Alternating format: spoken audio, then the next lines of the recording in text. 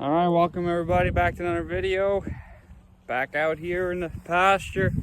Just moved the cows over to some new grass. These are at the end. They didn't want to come up, so I was gonna just open the gate at the end here, put them through. No new calves this morning. Nobody dead, but nobody new. Nobody new to this world, so that's no big deal. But I'm sure we're gonna have one today. Maybe in the middle of the day we'll have one. Not too sure. There's a couple that are getting pretty big. They're loving this clover though. My God, they're munching her down good. So we got this group here that's gotta move over. I was hoping they would go underneath the wire, but they didn't. Yeah, so we'll be loading soybeans today, hopefully. Got a load going out. And yeah, I'll take you along for the adventure. All right, so Devin's been working on the combine, second day now, getting everything ready for corn. And I just loaded up these 2 cement blocks. Tractor just barely lifted them, about 2 tons each. So we do some hunting. We do like kind of like outfitting, but not kind of like bring your own gear kind of thing. So we allow hunters to go on our property to shoot geese. We've always done it, but we're kind of really getting into it more. So we're kind of really putting more effort into it. So we're getting advertising and making better deals and stuff for people to come hunting on our property, just so we can get someone hunting geese and try to hopefully bring the population of geese down to a sustainable level, because right now there's a lot of them and they do a lot of damage. They've already done damage to our wheat field that we just planted as a cover crop in our soybean field. So we like to encourage hunting just to get rid of them, because like every farmer, I don't think nobody likes Canadian geese. Anyways, so long story short, we got people who think they can just come and hunt on our property without our permission. We get guys that they say they want the property, so they'll come and you put a down payment on it, which is like a third of the payment. Not even a third of the payment, a couple $100, just so they can reserve it, and then they never come back to pay the full, and then they just go hunting on the property because they know that it's reserved for them, and they know where I live, so they know they can kind of just sneak in without me seeing it. So that's what cement blocks are for blocking the entrance. I got some cell cameras that send a picture to me right away on my phone when someone comes to the entrance. So I'm gonna block the entrance so they can't get in, and if they have to get in, they have to stop right there by the road, so they can't really hide, so they can't hide their trucks, and then we'll be able to catch them, break their legs, and then tell them to give me my money. No, not really.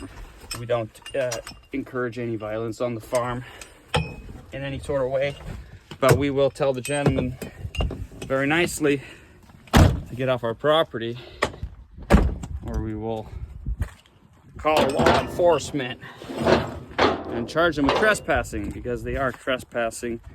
If you do not have permission to go on our property and you go, that is called trespassing. So in order for us not to call police on you and charge you with trespassing, you have to pay us to go onto our property. So it's a small little fee, and we give you like 65 acres to hunt on. So it's a pretty good deal, but apparently some people don't want to pay full price. So that's what we're going to take care of today. And we got to strap them down, obviously. All right, that's all super legal. We don't really actually have to put straps on it, but we're farmers, we can do what we want. But it's a little more safer that way. We just gotta get a cotter pin in here. We should have a safety chain on here too. All right, we're all safe here. Tires. Oh, that's hard. Yeah, I don't like these tires, but we got a pretty light load, so we should be all right. It's usually just the fronts. It's about 4 tons, I'd say, so it's certainly not a load of silage. A load of silage is a lot heavier, so we shouldn't have any problems. The problem we're gonna have is trying to get into the laneway, unload, and then get out of there, and then somehow block it. So that's the tricky part. We'll have to figure that out. Heading east again. All right, so I got the blocks unloaded here. I gotta get this out of here, find a spot to park, probably park on the side of the road, come back and then place the blocks where I gotta put them. This is our wheat field. There's a road coming in here, and you can see that someone's been coming through here, mucking it up. It's pretty soft out. We don't want people driving in the field. It is kind of a road, but still, we don't want people driving in here when it's wet, and that's exactly what they're doing here.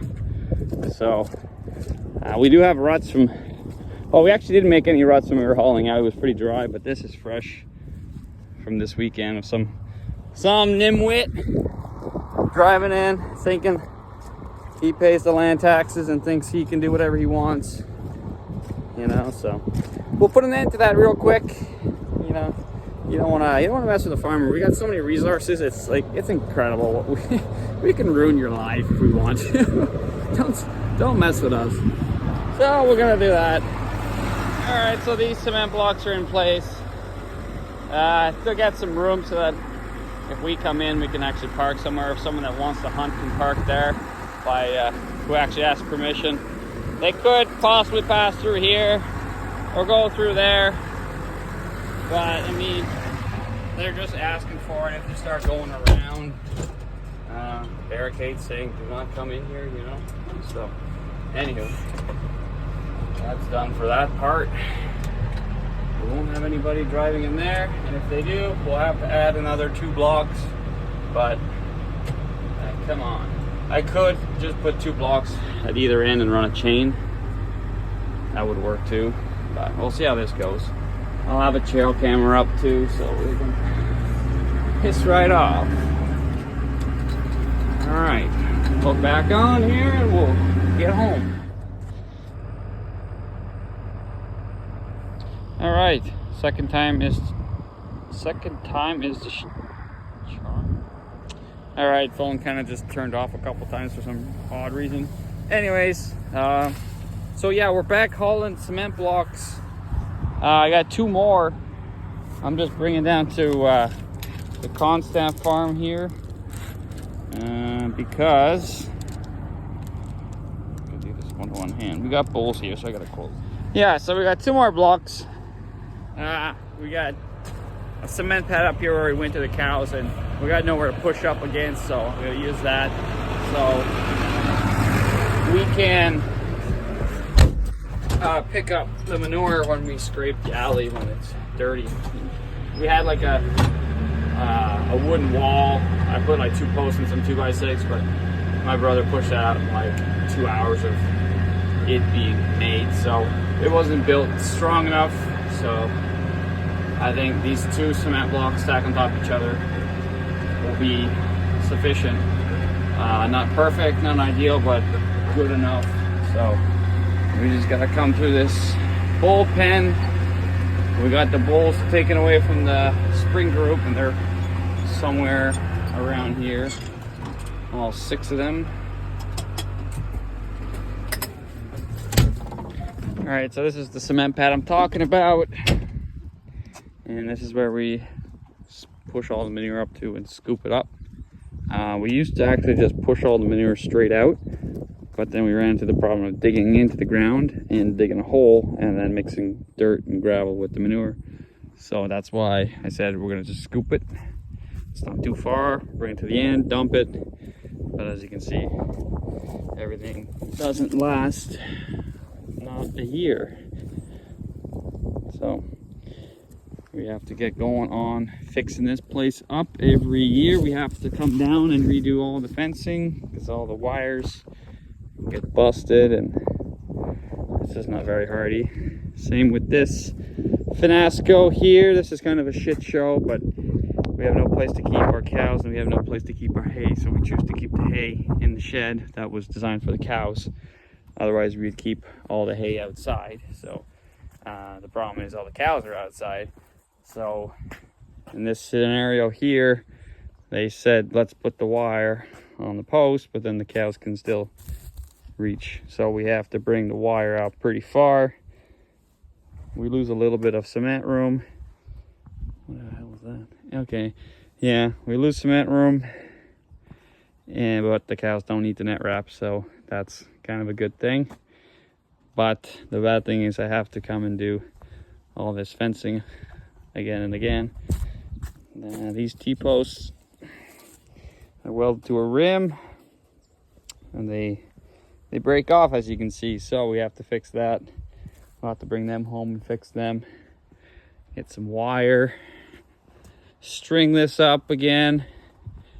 I don't know who the guy was who started putting bales in, but he must have buried some of the wire. Anyways, so this is kind of temporary. This whole setup is not very ideal. We want to make something better, either another hay shed or another cow shed. One of the two would be great. We just have to get around to getting that all done. I think I'm going to take some of these hay bales out so we have at least a couple bays for the calves or cows to go into. Anyways, we're going to get this unloaded. I'm going to have to come out with another bucket and clean that up first. So yeah, it's just another brick in the wall down here. There's always some improvements to be done down here, so it's good to work on it. All right, so this is what it looks like, all kind of sort of cleaned up. Push this wall over, and you have to pick it up. So we're gonna be setting the blocks right here, I think. I don't know if I should just go too wide or just single in the middle and too high, but I think I might go too wide. It is pretty nice high like this, but we'd almost need 4. We do have 4. We could do it properly. I might just do that actually. Well, we'll do it too wide for now and see how that goes, and then we'll pick up our stuff here and bring it home and get it all welded up. It'd be ideal to have cement all the way out of here too, and have like a little cement block kind of manure containment spot where I can, you know, scoop up all the manure and stuff, because right here now it's just a big hole that just fills with water, so we got to drive through that every time we want to clean, so that's a real pain. So if we could take all the top off here and fill it in with gravel, that would be ideal, just to kind of make a road. We should do that. Anywho, all right, so that's what that looks like. So we got these 2 electric wires right behind it, and I think I am going to bring down 2 more blocks and bring it too high. It's just that when you start cleaning, all the manure that accumulates is going to be higher than the blocks, and it's going to spill over onto the wire, then it's going to short everything out. So you'd have to clean like half at a time, make a small pile, clean it up, put it out.